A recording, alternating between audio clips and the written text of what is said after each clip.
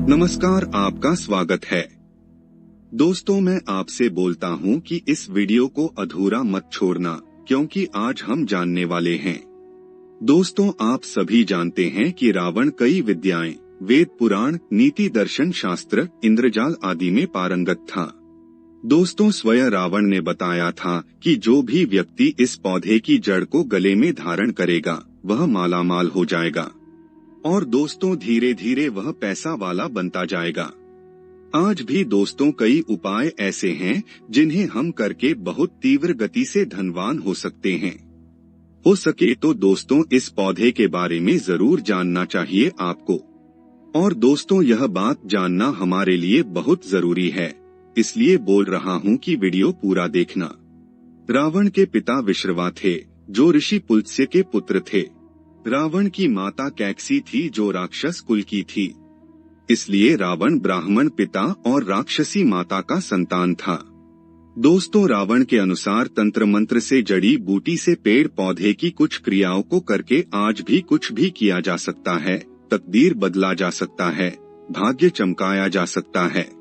रावण न केवल एक महान विद्वान पंडित था, बल्कि वह एक ज्योतिषी और भगवान शिव जी का परम भक्त भी था। रावण अपने 10 शीशों के कारण आज भी जाना जाता है, दोस्तों, जिसके कारण उसका नाम दशानन पड़ा है। रावण ने ही शिव तांडव स्तोत्र और शिव संहिता की रचना की है। आज जो आप शिव तांडव स्तोत्र का जो गान करते हैं, भगवान शंकर को प्रसन्न करने के लिए, वह रावण के द्वारा ही रचित है। रावण संहिता में रावण के धनवान होने के राज सहित ऐसे कई तंत्र मंत्र के बारे में भी लिखा है, जिससे गुप्त और मिट्टी में गड़ा धन आपको बहुत आसानी से मिल सकते हैं। यह बात रावण संहिता में है, जिसमें रावण ने उसके धनवान होने का राज धन प्राप्ति के अचूक व शक्तिशाली उपाय बताए हैं। दोस्तों, असुरों के सम्राट होने के बावजूद भी रावण एक महाज्ञानी पंडित, शास्त्रों में पारंगत था। दुनिया में ऐसा कोई भी व्यक्ति नहीं जो कि रावण को ज्ञान में परास्त कर दे। माना जाता है कि जो जितने भी सौरमंडल का संपूर्ण ग्रह है, यह रावण के इशारों पर चलते थे। कोई भी ग्रह रावण के विरुद्ध कार्य नहीं कर सकता था। तो आप समझ सकते हैं कि रावण कितना बड़ा ज्ञानी था, कितना शक्तिशाली था। यहाँ तक कि मेघनाथ के जन्म के पूर्व जब वह अपनी माता मंदोदरी के गर्भ में था, तब रावण ने उसे अमर बनाने के लिए सभी नक्षत्रों को एक स्थिति में ला दिया था। तो इस दौरान सभी ग्रहों ने रावण के निर्देश अनुसार ही कार्य किया, लेकिन केवल शनि ने अपना स्थान परिवर्तन कर दिया, जिसके चलते मेघनाथ को अमर बनाने का जो सपना था रावण का, वह पूरा नहीं हो सका और इसी कारण मेघनाथ यशस्वी पराक्रमी योद्धा होने के बावजूद भी अमर नहीं हो सका। भले ही महापंडित रावण को रामायण का नकारात्मक पात्र माना जाता हो, लेकिन माता सीता का हरण रावण ने अपनी जिंदगी की सबसे बड़ी भूल करने के कारण की थी। और यह भी कहा जाता है कि रावण जानता था कि जो प्रभु रामचंद्र जी हैं, वह भगवान विष्णु जी के अवतार हैं। यदि उनके हाथ से उनकी मृत्यु हो तो निश्चित ही उन्हें बैकुंठ की प्राप्ति होगी। ऐसे में उसने अपने पूरे परिवार के उद्धार के लिए जानबूझकर प्रभु राम से शत्रुता रखी। दोस्तों, वीडियो में आगे बढ़ने से पहले आपसे अनुरोध है कि हमारी प्रस्तुति आपको पसंद आती है तो वीडियो को अभी लाइक कर चैनल को सब्सक्राइब कर ले। अब वीडियो में आगे बढ़ते हैं दोस्तों, तो आइए जानते हैं रावण द्वारा रचित कुछ ऐसी जड़ी बूटी के बारे में, क्योंकि रावण ने रावण संहिता में बहुत सारी ऐसी जड़ी बूटी के बारे में बताया है। कुछ ऐसे तांत्रिक वस्तु के बारे में बताया है जिसे धारण करने के बाद व्यक्ति के आध्यात्मिक उन्नति के साथ साथ व्यक्ति धनवान गुणवान बनते हैं। आप अपने इशारे पर सबको नचा सकते हैं। आप जो भी बोलेंगे वही होगा, अर्थात रावण ने रावण संहिता में बहुत सारे तांत्रिक वस्तुओं के बारे में बताया है, जिसे व्यक्ति धारण करने के बाद दूसरे के मन मस्तिष्क को कंट्रोल कर सकते हैं, अर्थात आप दूसरे को वशीभूत कर सकते हैं, साथ ही साथ धनवान बन सकते हैं। यह जो जड़ है, इसे धारण करने के बाद व्यक्ति के जीवन में ऐसे धन संपदा आना शुरू हो जाती है जिसकी आप कल्पना भी नहीं कर सकते। सबसे पहले तो इस वीडियो में आपको कुछ साधारण उपाय बताऊंगा फिर मैं आप लोगों को पहने जाने वाली जड़ के बारे में बताऊंगा। अगर आप हर काम में लाभ पाना चाहते हैं तो रावण संहिता के अनुसार किसी भी काम में सफलता न मिले तो दूर्वा घास का आप उपाय कर सकते हैं। सफेद दूर्वा आपको लेना है और उसमें कपिला गाय यानी कि सफेद गाय के दूध के साथ आपको उसे पीस लेना है। इसके बाद इसका तिलक आपको लगाना है। कहीं भी आपको जाना है तो देखना आपको उसे कार्य में सफलता बिल्कुल ही मिलती है। यह वशीकरण का काम करता है दोस्तों। अगर आपके व्यापार में नुकसान ही नुकसान हो रहा है या फिर आपको धन-धान्य की कमी हो तो कुबेर मंत्र का जाप जरूर करना चाहिए। जातक को सच्चे मन और पूरी श्रद्धा के साथ में कुबेर मंत्र का जाप करना चाहिए। इस मंत्र को कम से कम 108 बार जाप जरूर करना चाहिए। उन्यक्षो कुबेराय सर्मानाथ धनधान्य आदित्य धनधान्य समृद्धि में देहि मेदापे ही स्वाहा। अगर आप होली दीपावली में जितना ज्यादा जाप करते हैं उतना ज्यादा आपको इसका पॉजिटिव रिजल्ट मिलता है। आपके घर में 3 महीने के भीतर में इतना ज्यादा धन संपदा आ जाती है जिसकी आप कल्पना नहीं कर सकते। रावण संहिता के अनुसार इस मंत्र को 3 माह तक प्रतिदिन 108 बार जाप किया जाए तो बिल्कुल ही ऐसे व्यक्ति के घर में कुबेर जी महाराज माता लक्ष्मी दौड़ी चली आती है। लेकिन यह मंत्र जाप करते हैं तो आपको अपने हाथ में या पूजा स्थान पर एक कौड़ी रख कर के ही पूजा करना चाहिए, मंत्र जपना चाहिए। जब 3 माह पूरे हो जाएं तो जो कौड़ी है उसे उठाकर जहां पर आप पैसा रखते हैं वहां पर रख देना चाहिए। मान्यता है कि ऐसा करने से जीवन में कभी भी धन-धान्य की कमी नहीं होती है। ऐसा मैं नहीं बोल रहा हूं बल्कि रावण संहिता में लिखित है। चलिए अब जानते हैं कि रावण संहिता के अनुसार कौन सी जड़ को धारण करने के बाद हम अपनी तकदीर को बदल सकते हैं, अपने बुरे समय को समाप्त कर सकते हैं, अपने भाग्य को चमका सकते हैं। पहले है काला धतूरा।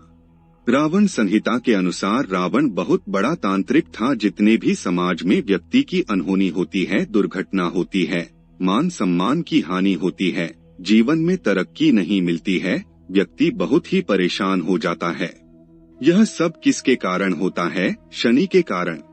ऐसा माना जाता है जो काला धतूरा है इसके जड़ में भैरव बाबा का वास होता है, महाकाल का वास माना जाता था और साथ ही साथ भगवान शनिदेव का वास माना जाता है। जो व्यक्ति धनवान बनना चाहते हैं, मान सम्मान प्रतिष्ठा प्राप्त करना चाहते हैं, राजनीतिक क्षेत्र से जुड़े हैं और चाहते हैं कि सभी लोग उनकी बात माने, ऐसे व्यक्ति को काला धतूरा की जड़ जरूर धारण करना चाहिए। कैसे धारण करना चाहिए, कब धारण करना चाहिए, कौन सा दिन धारण करना चाहिए? इसके बाद रावण जी कहते हैं कि काला एरंड की जड़ जिसे ढूंढना थोड़ा सा दुर्लभ है। ऐसा माना जाता है जो यह जड़ है यह माता पार्वती का ही स्वरूप कही गई है। जो भी व्यक्ति काला रंग धारण करते हैं तो ऐसे व्यक्ति को माता आदिशक्ति की कृपा प्राप्त होती है। ऐसे व्यक्ति के शरीर में सम्मोहन की सिद्धियां बढ़ जाती हैं। डरपोक व्यक्ति भी अगर काला एरंड की जड़ धारण करें तो ऐसे व्यक्ति साहसी बन जाते हैं। ऐसे व्यक्ति पर मां लक्ष्मी की कृपा होने लग जाती है क्योंकि यह इसका स्वाभाविक गुण है। जहां पर शक्ति वहां पर लक्ष्मी स्वतः खिंची चली आती है। इसके बाद आता है काला हल्दी। मार्केट में सबसे ज्यादा बिकने वाला तांत्रिक चीजों में काला हल्दी की गणना आती है। काला हल्दी को साक्षात माता काली का स्वरूप कहा गया है। जो काला हल्दी होता है, अगर आपको ओरिजिनल काला हल्दी मिल जाए तो ऐसा माना जाता है चलती ट्रेन को भी व्यक्ति रोक सकता है।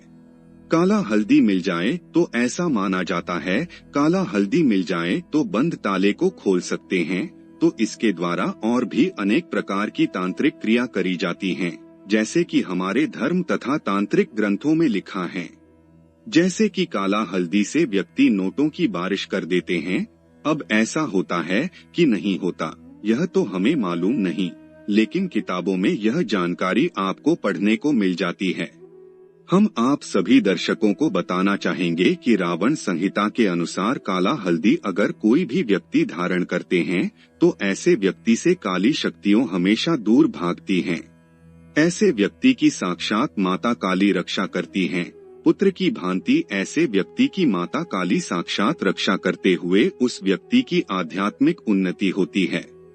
ऐसे व्यक्ति के जीवन में अगर किसी भी वस्तु का अभाव होता है तो वह सारे वस्तु बनते ही प्राप्त होना शुरू हो जाती है। यदि ग्रह नक्षत्र की बाधा से आप पीड़ित हैं, कोई भी ग्रह आपको बहुत परेशान करते हैं, तो काला हल्दी की जड़ आप जरूर धारण करें। इसके बाद आता है काला कपास। जो काला कपास है आपको बहुत आसानी से मिल जाती है। ऐसा माना जाता है काला कपास के पेड़ के नीचे से अगर आसमान को देखा जाए तो देवी देवता के विमान नजर आते हैं। यहाँ तक कि काला कपास के नीचे से देवी देवताओं को देखने पर देवी देवता भी जो अपने लोक में है वह भी दिखने लगता है। ऐसा हमारे कई तांत्रिक किताबों में देखने को मिलता है, लेकिन इसे रवि पुष्य नक्षत्र में ही देखना होता है। काला कपास धारण करने के बाद क्या बेनिफिट मिलता है? इससे देवी लक्ष्मी सिद्ध होती है, देवी सरस्वती सिद्ध होती हैं, और आदि शक्ति जिसे हम मां पार्वती बोलते हैं, तीनों महाशक्ति सिद्ध होती हैं। इनकी जड़ में तीनों का वास माना जाता है। यह बहुत ही प्रबल कहे गए हैं। तो चलिए जानते हैं कि इन जड़ों को किस प्रकार धारण करना होता है। तो कोई भी शुभ मुहूर्त एक दिन पहले यह जो हमने अभी जितने भी जड़ बताए हैं, यह सब पेड़ पौधे को आपको निमंत्रण देकर के आना होता है। एक दिन पहले शुभ मुहूर्त है, जैसे दीपावली है, होली है या कोई त्योहार आ रहा है, तो शुभ मुहूर्त में एक दिन पहले आपको इनको निमंत्रण देकर के आना होता है। इसके लिए आपको पीले चावल रखना है, आपके पास 5 अगरबत्ती रख लेना है और एक आपको नारियल रख लेना है। इसके बाद आपको अगरबत्ती जलाना है वहाँ पर, इसके बाद नारियल वहाँ पर आपको भेंट कर देना है। जो भी पेड़ पौधे की जड़ लाना चाहते हैं, जैसे कि आप काले धतूरे की जड़ लाना चाहते हैं, तो वहाँ पर नारियल आपको भेंट करना है, अक्षत आपको चढ़ा देना है और आपको प्रार्थना करना है कि हे वृक्ष शिराओं में आपकी जड़ का प्रयोग करने जा रहा हूँ।